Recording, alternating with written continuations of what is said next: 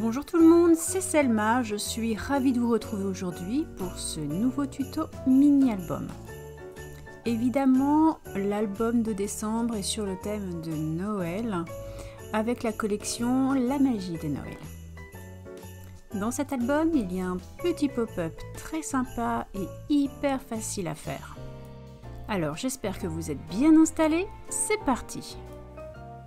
L'album mesure 22 sur 12 cm. Et pour changer un peu, je commence par la charnière. J'ai décidé que les tranches de l'album seraient visibles, donc c'est elle que j'habille en premier.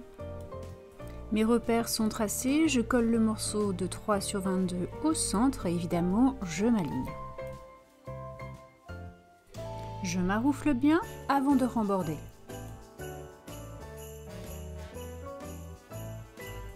Après avoir pré-plié mon rembord du haut et du bas, j'en colle et je remborde.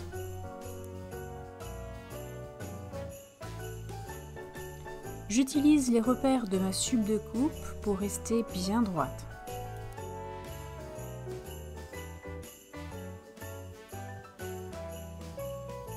Évidemment, je fais exactement la même chose pour l'autre côté.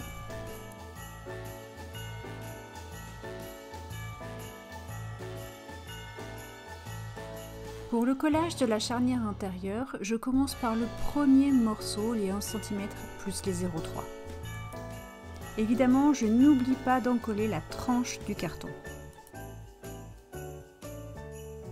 Je retourne le morceau pour être à ma main et je maroufle bien.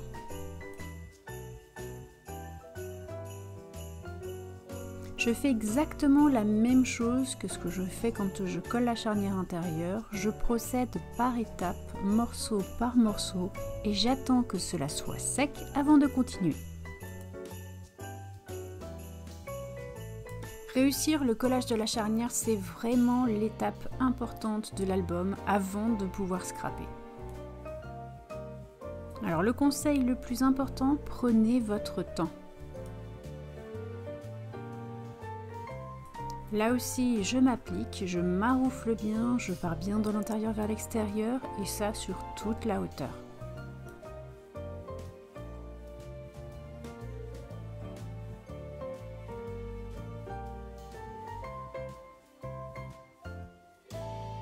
Le collage des deux charnières est terminé, je vais pouvoir maintenant m'occuper des couvertures. J'ai déjà découpé les papiers pour les couvertures, je laisse simplement un rembord de 1 cm tout autour et je coupe les angles. Puis, étape importante avant de remborder, je pré-plie. Je passe bien au ras de mon carton avec le plioir. J'en colle et je remborde.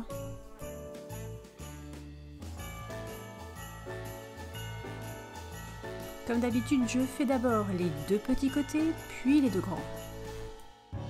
Évidemment, je fais la même chose pour l'autre partie de la couverture. Il est temps maintenant de coller la charnière sur la couverture. Je me sers de mon rembord de 1 cm comme repère. Donc je viens poser ma colle sur toute la hauteur, je positionne la charnière et je maroufle. Et je termine par l'habillage de l'intérieur de la couverture. Passons au scrap maintenant. Vous avez remarqué, j'ai déjà tamponné le fond, j'ai fait de la fausse couture tout autour à 2 mm. Tous mes éléments de décoration sont prêts, je vous montre juste la mise en page.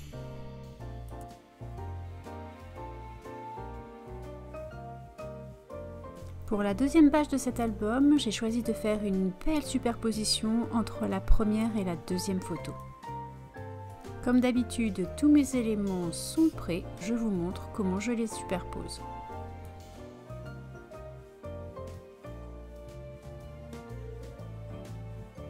Dans ce kit, il y a la petite planche de tampon pluie d'étoiles que j'utilise pour le fond.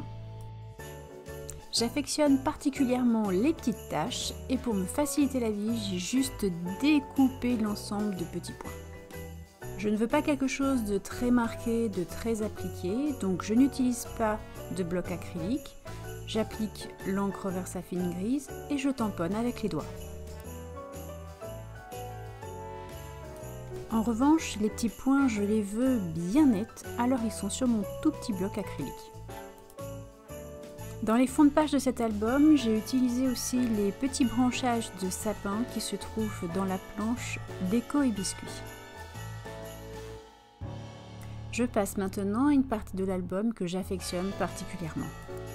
Il y a un volet sur la page de gauche et un rabat à droite. Ma grande photo est matée, j'ai déjà préparé le volet, je vous montre le petit morceau de 1 cm à coller dessous la grande photo et hop, on peut ouvrir et fermer.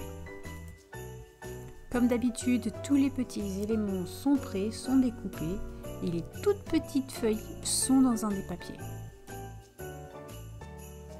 Pour réaliser l'onglet, j'ai punché simplement un rond dans le papier uni-marron du kit et je l'ai coupé en deux. Et je termine par la dernière page de l'album tout en rouge et verte aux couleurs traditionnelles de Noël. Avec le tag, j'ai réalisé une petite charnière en U de 3 mm d'épaisseur. Le morceau de ruban est déjà dans le trou de mon petit tag, que j'ai d'ailleurs collé avec du double face. Et je réalise la superposition de décoration. La couverture, j'adore cette étape dans chaque album, c'est vraiment ce que je préfère. Et donc j'ai commencé par mater une bande de papier diagonale marron dans le papier uni rouge. Dans le papier uni blanc, j'ai découpé une petite bande que je vais venir coller au dos du ruban. C'est simplement pour lui apporter un peu plus de rigidité pour pouvoir le rentrer dans l'embout en métal. Donc je colle ce morceau de papier au dos du ruban.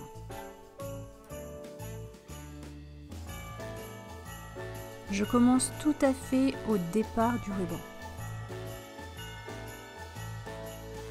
Je n'aurai plus qu'à le couper au ras de mon morceau de papier blanc. Évidemment, il faut écraser l'embout métal, on le laisse sur le dos et on se met sur quelque chose pour protéger. Je passe maintenant à la superposition de décoration. Je centre mon morceau de ruban et je pose tout par-dessus. Évidemment, tous les éléments de décoration se trouvent dans le kit et vous aurez aussi l'intégralité de la collection. J'ai découpé le petit mot Joy dans les étiquettes, puis je l'ai maté une première fois dans le papier uni marron et j'ai recommencé dans la petite chute de Skivertex. Pour coller le tout, j'ai utilisé du double face et de la mousse 3D. La reliure des pages se fait avec une petite ficelle blanche directement dans la charnière de l'album. Il y avait vraiment très longtemps que je n'avais pas utilisé cette technique. Voilà, ce tuto est bientôt terminé. Il me reste à vous laisser découvrir l'intégralité de cet album. Si vous avez aimé la vidéo, n'oubliez pas le petit pouce vers le haut. Vous pouvez actionner la cloche de notification afin de ne rien rater ou vous abonner à ma chaîne si ce n'est pas déjà fait. Je vous dis à très bientôt et bon scrap!